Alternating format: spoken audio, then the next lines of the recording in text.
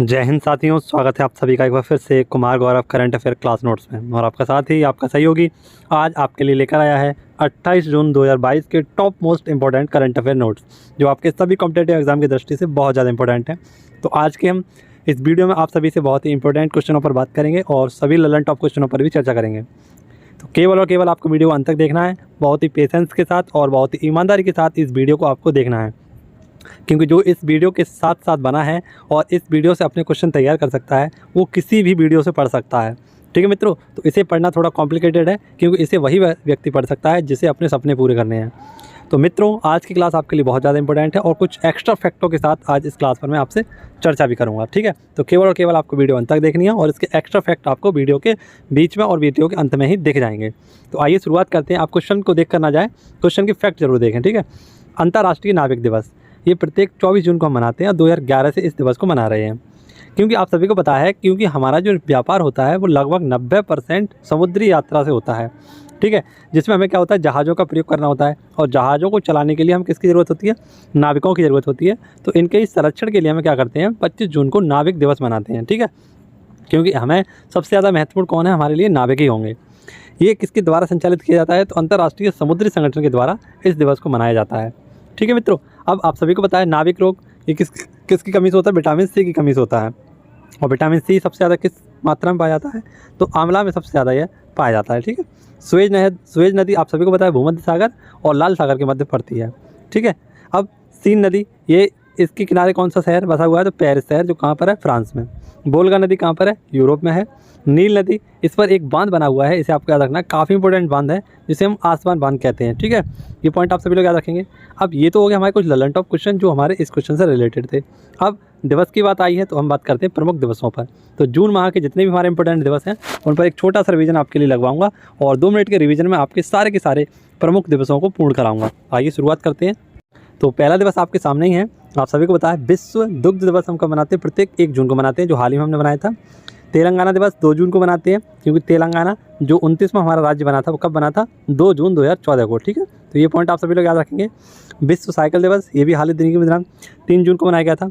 विश्व पर्यावरण दिवस आप सभी लोग जानते हैं 5 जून को 1972 में यूनेस्को द्वारा इसे स्टार्ट किया गया था। ठीक है, पहला दिवस कब मनाया गया था, तो 1974 में मनाया गया था। विश्व खाद्य दिवस कब मनाते हैं, प्रत्येक 7 जून को मनाते हैं। विश्व महासागर दिवस कब मनाते हैं, तो इसे 8 जून को मनाते हैं। बाल श्रम के खिलाफ विश्व दिवस कब मनाते हैं, तो ये मनाते हैं 12 जून को। अंतर्राष्ट्रीय एल्बिनिज्म जागरूकता दिवस कब मनाते हैं, 13 जून को। विश्व रक्तदाता दिवस कब मनाते हैं, 14 जून को। और विश्व मनुस्थिरीकरण और सूखा रोकथाम दिवस कब मनाते हैं, तो 17 जून को। ये पॉइंट आप सभी लोग याद रखना, आपके लिए काफ़ी इंपॉर्टेंट दिवस हैं जो मैंने आज को आपको कराए हैं। ऐसे ही आपको याद रखना 21 जून को हम क्या मनाते हैं, तो विश्व योगा दिवस मनाते हैं और इसी दिन हम क्या मनाते हैं, विश्व संगीत दिवस मनाते हैं। ऐसे 23 जून को क्या मनाते हैं, तो 23 जून को मनाते हैं ओलंपिक दिवस। क्या मनाते हैं मित्रों, ओलंपिक दिवस। ये पॉइंट आप सभी लोग याद रखना। तो सारे के सारे क्वेश्चनों को आपको देखना है इसी प्रकार से नई नई जानकारियों के साथ, और कम समय में आपका सारा का सारा रिवीजन में लगवाऊंगा। तो वीडियो को आप केवल देखते रहना और वीडियो अगर अच्छी लग रही हो आपको तो वीडियो को एक बार लाइक कर देना और ऐसे चैनल को आप सब्सक्राइब जरूर कर लें जो आपके लिए काफ़ी इंपॉर्टेंट रहते हैं। तो इस छोटे चैनल को यदि आप सब्सक्राइब कर लेंगे तो ये आपके लिए बहुत अच्छी बात होगी। क्वेश्चन हमारा खुफिया ब्यूरो। क्या मित्रों, खुफिया ब्यूरो जिसे हम इंटेलिजेंस ब्यूरो के नाम से जानते हैं, इसके हाल ही में नए निदेशक बनाए गए हैं और इनका नाम है तपन कुमार डेका। ये 2 साल के लिए इंटेलिजेंस ब्यूरो के नए हेड बनाए गए हैं, निदेशक बनाए गए हैं। किनके स्थान पर बनाए गए हैं, तो अरविंद कुमार के, क्योंकि इनका जो कार्यकाल था वो 30 जून 2022 को समाप्त हो रहा है, इसीलिए इनके स्थान पर नए व्यक्ति आ गए हैं जिनका नाम है तपन कुमार। ठीक है, आप सभी को पता है कि अगर हम बात करें कि सबसे बड़ा हमारा या सबसे पहला जो खुफिया ग्रंथ है वो कौन सा है, मुद्रा राक्षस। कमेंट बॉक्स में मुझे बताइए आप सभी लोग कि मुद्रा राक्षस किसके द्वारा लिखी गई है। ठीक है, जैसे अब मैं आपको बताऊं, हाल ही में दिनकर गुप्ता ये कौन बनाए गए थे, तो नेशनल इन्वेस्टिगेशन एजेंसी के हेड बनाए गए थे। सामंत गोयल आप सभी लोग जानते हैं, इनका 1 साल का कार्यकाल एक्सटेंड कर दिया गया है और ये कौन थे, रॉ आपने सुना होगा, इसके कौन थे मित्रों, इसके महानिदेशक थे। ऐसे राजीव चौधरी का नाम आप सभी लोग जानते हैं, BRO के यानी बॉर्डर रोड ऑर्गेनाइजेशन के हेड हैं। सतीश रेड्डी आप सभी लोग जानते हैं, DRDO के हेड हैं। गिरीश चंद्र मुर्मू ये CAG ऑफ इंडिया हैं। सुरक्षा सलाहकार कौन है भारत के, तो अजीत डोभाल हैं। मुख्य सतर्कता आयुक्त कौन है, तो सुरेश N पटेल हैं। और मुख्य वैज्ञानिक सलाहकार कौन है, तो अजय कुमार सूद। ठीक है, तो ये पॉइंट आप सभी लोग याद कर लेना, आपके लिए एक्स्ट्रा ये मैं फैक्ट आपके लिए लेकर आया था जिन्हें आपको याद रखना है। अब बात करते हैं रणजी। ये रणजी ट्रॉफ़ी और आपसे संबंधित काफ़ी इंपॉर्टेंट क्वेश्चनों पर चर्चा करूँगा। ये रणजी ट्रॉफ़ी जो है ये 2021 में क्या कर दी गई थी, रद्द कर दी गई थी। और ऐसा 84 साल बाद हुआ था कि कोविड-19 के कारण क्या हुआ था, रणजी को यानी यह मैच रद्द किया गया था, यानी पूरा का पूरा सीज़न ही बंद कर दिया गया था। अब पुनः से 2022 आई तो रणजी ट्रॉफ़ी आप सभी को याद होना चाहिए कि हाल ही में ये इसका फाइनल खेला गया है और इसका फाइनल किसने जीता है, ये जीता है मध्य प्रदेश ने और ये मुंबई इसका उपविजेता रहा है। मध्य प्रदेश के कैप्टन थे आदित्य और मुंबई के कप्तान थे पृथ्वी शाह।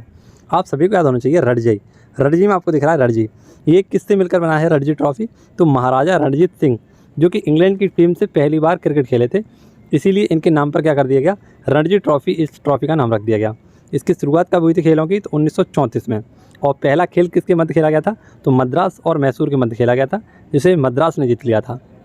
रणजी ट्रॉफ़ी की अगर हम बात करें मित्रों, रणजी ट्रॉफ़ी सर्वाधिक बार इसका विजेता रहा है मुंबई और 41 बार इसने इसको जीता है।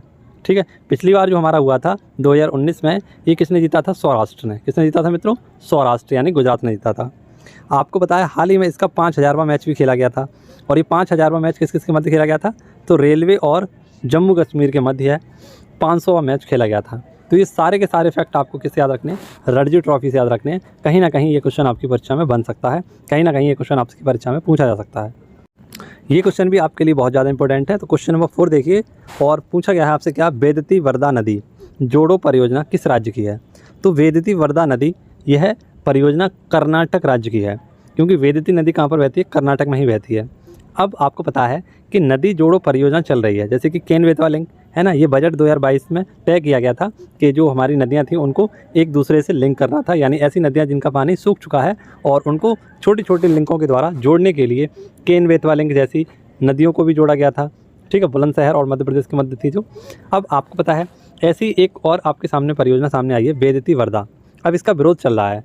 विरोध क्यों चल रहा है, तो स्थानीय लोग और पर्यावरणविदों के द्वारा बताया गया है कि ये पर्यावरण की दृष्टि से काफ़ी संवेदनशील स्थान है, यहाँ पर किसी भी प्रकार का बांध बनाने से बहुत बड़ी तबाही त्रासदी आ सकती है। तो इसी के चलते इसका क्या हो रहा है, विरोध हो रहा है। ये जो वेदती वर्धा नदी है ये पानी की आपूर्ति कहाँ पर करेगी, तो रायचूर और कोप्पल में बांध बनाकर तथा सुरंग बनाकर यहाँ पर क्या करेगी, पानी की आपूर्ति करेगी। कितने पानी की आपूर्ति करेगी, तो लगभग 524 मिलियन क्यूबेक पानी का यहाँ पर ये क्या करने वाली है, आप जल की आपूर्ति करने वाली है। अब आप सभी को पता होना चाहिए कि जो वेदती नदी है ये अरब सागर में गिरती है और ये वर्धा नदी है ये तुंगभद्रा नदी की सहायक नदी है। आप सभी को होना चाहिए याद कि तुंगभद्रा जो नदी है इसके किनारे कौन सा शहर, तो अमरावती शहर बसा हुआ है, जो किसकी राजधानी है, आंध्र प्रदेश की। ठीक है, तुंगभद्रा, ये पॉइंट भी आप याद रख लेना। अब कर्नाटक की बात आई है तो कर्नाटक की राजधानी क्या है, बेंगलोर। ठीक है, हाल ही में एक पॉइंट आपको रखना है जो एनटीपीसी की परीक्षा में पूछा गया था ये सवाल, देवायतनम अंतर्राष्ट्रीय सम्मेलन ये कहाँ पर हुआ था, तो ये हुआ था हम्पी में। और हम्पी किसकी राजधानी थी पुराने समय में, तो ये विजयनगर साम्राज्य की राजधानी थी।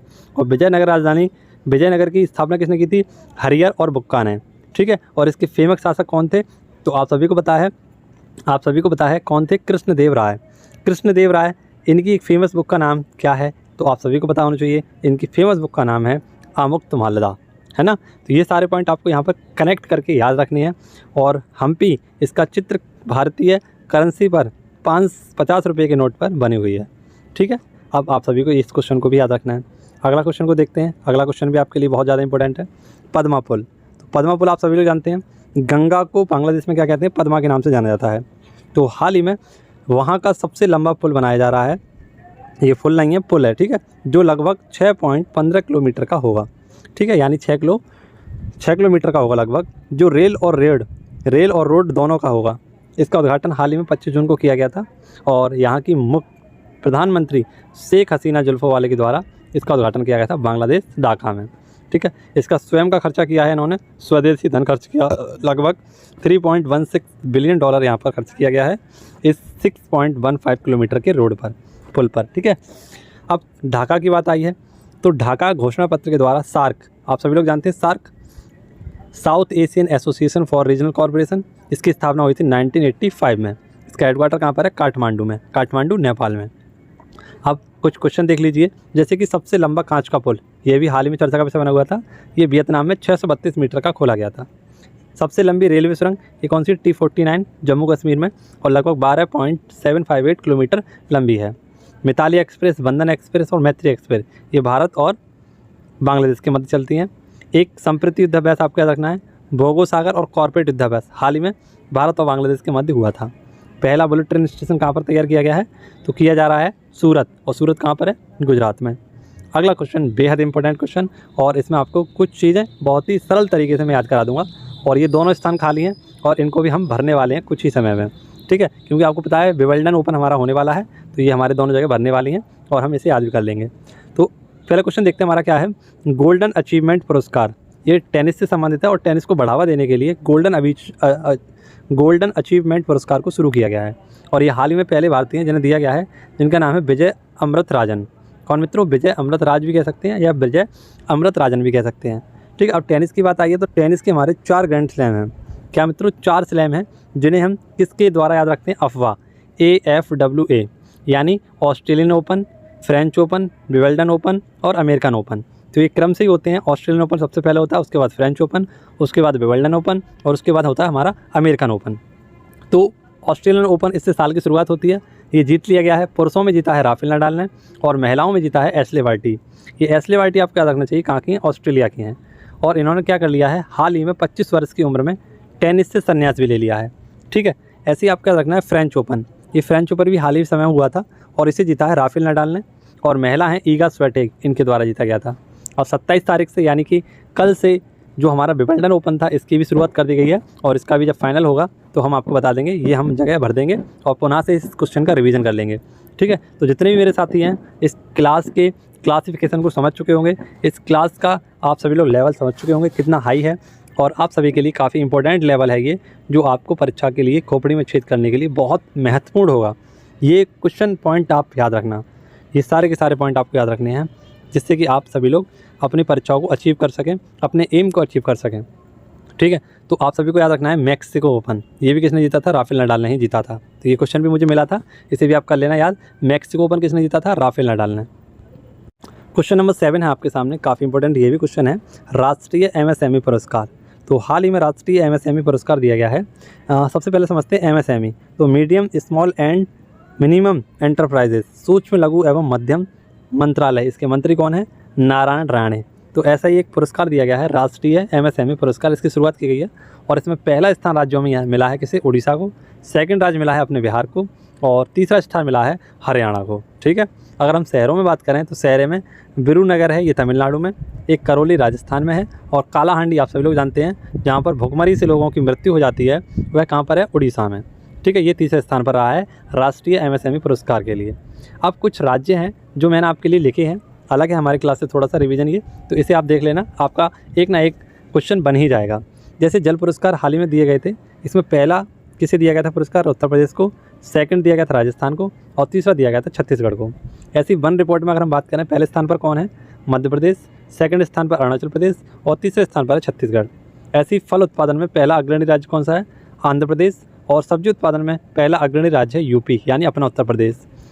हाल ही में आपको बताया सर्वाधिक ODF प्लस गाँव कौन से बने थे? तो ये तेलंगाना में सर्वाधिक ODF प्लस गाँव बने थे, उसके बाद तमिलनाडु बने थे, ठीक है। तो ये भी क्वेश्चन आप सभी लोग याद रखना, अलग से मैंने आपके लिए मेहनत करके इन क्वेश्चनों को लिखा है, ठीक है, आपको रिवीजन कराने के लिए। अगला क्वेश्चन देखते हैं। अगला क्वेश्चन हमारा बाजरा पर राष्ट्रीय सम्मेलन।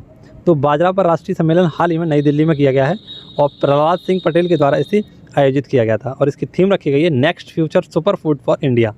Next future super food for India, इसकी थीम रखी गई है बाजरा राष्ट्रीय सम्मेलन।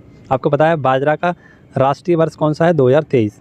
किसके द्वारा घोषणा की गई थी इसकी? UNO के द्वारा। अगला क्वेश्चन देखते हैं, क्वेश्चन नंबर 9 आपके लिए है, और आज का क्वेश्चन नंबर 10 आपके लिए बहुत ज़्यादा इंपॉर्टेंट है। अगर आप यहाँ तक क्वेश्चन में बने हुए हैं वीडियो में, तो क्वेश्चन नंबर 10 जरूर देख के जाना, ये आपके लिए बहुत ज़्यादा इंपॉर्टेंट रहेगा। क्वेश्चन में हमसे कहा गया है निर्यात पोर्टल का शुभारंभ। तो हाल ही में निर्यात पोर्टल और वाणिज्य भवन, इन दोनों का ही शुभारंभ किसने किया है? नरेंद्र मोदी जी ने। ये जो निर्यात पोर्टल है, इसका शुभारंभ क्यों किया गया है? तो राष्ट्रीय आयात निर्यात का वार्षिक व्यापार विश्लेषण तैयार किया जा सके और उसका रिकॉर्ड रखा जा सके, इसके लिए निर्यात पोर्टल को स्टार्ट किया गया है। इसका उद्देश्य क्या रहेगा? तो निर्यात को बढ़ावा देना और आयात में कमी लाना, इसका प्रमुख उद्देश्य रहेगा। वाणिज्य मंत्रालय के लिए वाणिज्य भवन का उद्घाटन किया गया है माननीय नरेंद्र मोदी प्रधानमंत्री जी के द्वारा, और वाणिज्य मंत्रालय के मंत्री कौन है? आप सभी लोग जानते हैं, पीयूष गोयल, जो कौन थे, पूर्व रेल मंत्री थे, ठीक है। और प्रेजेंट टाइम में रेल मंत्री हमारे कौन है, तो अश्विनी वैष्णव, ठीक है। आप सभी लोग याद रखना है। ऐसे ही हमारे कौन है, रक्षा मंत्री कौन है, तो राजनाथ सिंह है। सहकारिता मंत्रालय के मंत्री कौन है, तो आप सभी लोग जानते हैं अमित शाह हैं। और देखिए मित्रों, क्वेश्चन नंबर 10, पहले मैं क्वेश्चन का आंसर मैं आपको बताऊंगा, उसके बाद मैं आपको क्वेश्चन की ओर ले चलता हूं। मैंने कुछ समय पहले आपको एक बुक का नाम पढ़ाया था, है ना, और उस बुक के लेखक थे परमेश्वर अय्यर। उस बुक का नाम था स्वच्छ भारत क्रांति। क्या मित्रों, स्वच्छ भारत क्रांति इस हमारी फेमस बुक का नाम था, जो किसके द्वारा लिखी गई थी, परमेश्वर अय्यर। तो हाल ही में ये परमेश्वर अय्यर हैं, इससे हमें क्या होगा, हमारे 2 क्वेश्चन तैयार हो गए। एक तो हमारी बुक तैयार हो गई, स्वच्छ भारत क्रांति किसके द्वारा लिखी गई है, तो परमेश्वर अय्यर के द्वारा। अब इन्हीं परमेश्वर अय्यर को क्या किया गया है, नीति आयोग यानी national institution transforming India, NITI Aayog के नए CEO या कार्यकारी अध्यक्ष के रूप में नियुक्त किया गया है। ठीक है मित्रों, ये पॉइंट आप सभी लोग याद रखना। नीति आयोग आप सभी लोग जानते हैं, इसका पुराना नाम क्या था, योजना आयोग था, लेकिन 2015 से इसका नाम नया क्या कर दिया गया, नीति आयोग। तो इसके हाल ही में नए CEO कौन बनाए गए हैं, परमेश्वर अय्यर। ये परमेश्वर अय्यर, इनके द्वारा बुक लिखी गई थी कौन सी, स्वच्छ भारत क्रांति। अब आप सभी को पता है कि हाल ही में इसके 22 हेड भी चेंज किए गए थे, और इसके 22 हेड नए कौन से आए थे, सुमन के बेरी। सबसे पहले हम देखते हैं कि इसके जो हेड होते हैं वो हमेशा कौन होते हैं, देश के प्रधानमंत्री होते हैं। जो जब इसकी स्थापना की गई थी तब भी इसके हेड कौन थे, तब भी हमारे जो हेड अभी प्रेजेंट टाइम में हमारे जो प्रधानमंत्री हैं नरेंद्र मोदी जी, यही इसके हेड थे। अब इसके 22 हेड कौन थे पहले, तो ये थे अरविंद पनगड़िया, ठीक है। उसके बाद कौन आए, राजीव कुमार, ठीक है। ये हालांकि अभी जो तो हमारे पहले थे 1950 वाले, लेकिन उसके बाद हमारे कौन आए हैं, सुमन के बेरी। अब इसके जो पहले CEO थे ये कौन थे, सिद्धू खुल्लर। ये उसके बाद आए अमिताभ कांत, और अब प्रेजेंट टाइम में हमारे बन चुके हैं परमेश्वर अय्यर। तो ये नाम आपको बार बार रिवाइज करने हैं। ये 6 नाम आपको याद रखने हैं, अरविंद पनगड़िया, राजीव कुमार, सुमन के बेरी, सिद्धू खुल्लर, अमिताभ कांत, परमेश्वर अय्यर, और आप सभी को प्रधानमंत्री का नाम तो याद ही होगा।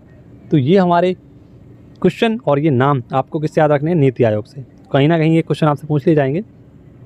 अगला क्वेश्चन हमारा 11 है, और क्वेश्चन नंबर 11 है, भूकंप विज्ञान वेधशाला। ये कहाँ पर हाल ही में खुली है, उधमपुर। और उधमपुर कहाँ पर है, हमारा जम्मू कश्मीर में, ठीक है। किसके द्वारा इस वेधशाला का उद्घाटन किया गया है, तो जितेंद्र सिंह। आप सभी को पता है कि G20 की बैठक कहाँ पर हुई है, हाल ही में जम्मू कश्मीर में ही इसकी आयोजित की गई थी, ठीक है। G20 इसका कहीं पर भी हेडक्वार्टर नहीं है। और संस्थापक सदस्यों के देश में कौन शामिल था, भारत। आप सभी को याद रखना है। इसमें 19 देश होते हैं, और एक इसमें संगठन है जिसका नाम है क्या, यूरोपियन यूनियन, जिसमें कितने देश हैं, 27 देश हैं, ठीक है। ये पॉइंट आप याद रखना, किससे, G20 से। अब आज का सवाल, मैं यहाँ पर आज थोड़ा ये वीडियो लेट बना रहा हूँ, तो आज का सवाल जो था, मैं आप सभी को बताया, सर ने भी इसका आज का सवाल हमारा नहीं कराया था। पता नहीं अंत में वीडियो में क्या हो गया था, थोड़ी चिपकने लगी थी, उसमें बफरिंग होने लगी थी। लेकिन उसके बाद भी मैंने देखा, आज जो एंड में सर की जो क्लास शुरुआत होती है उसी के साथ उसका अंत भी होता है उसी ऊर्जा के साथ। लेकिन आज मुझे कुछ क्लास में कमी दिखी। क्लास में क्या कमी थी, अगर आपको बताओ तो कमेंट बॉक्स में बताना। अगर आपने अंत तक वीडियो देखी होगी तो आपको पता होगा, ना सर ने कोई मोटिवेशन कोड बताया था सर ने, और ना ही किसी प्रकार का जो बच्चों, सैनिकों, अन्नदाताओं का सभी का ख्याल रखें, इस प्रकार की भी सर ने आज बात नहीं कही थी। तो मुझे लगा थोड़ा सा कुछ हो सकता है, कोई कमेंट किसी ने गलत किया होगा, इस वजह से सर को आज थोड़ा सा मूड ऑफ था, ठीक है। तो आप सभी को अगर इस बारे में पता हो तो कमेंट करके बताना। और आज का हमारा सवाल आज आपके लिए नहीं होगा, लेकिन हाँ, अगर आप किसी भी क्वेश्चन के बारे में कोई डिटेल लिखना चाहते हैं तो आप बहुत ही अच्छे शानदार तरीके से कमेंट बॉक्स में लिख सकते हैं, ठीक है। तो इसी प्रकार आपसे मुलाकात होगी अगली वीडियो में, मिलेंगे आपसे अगले डे के साथ। जय हिंद, जय भारत, वंदे मातरम, भारत माता की जय।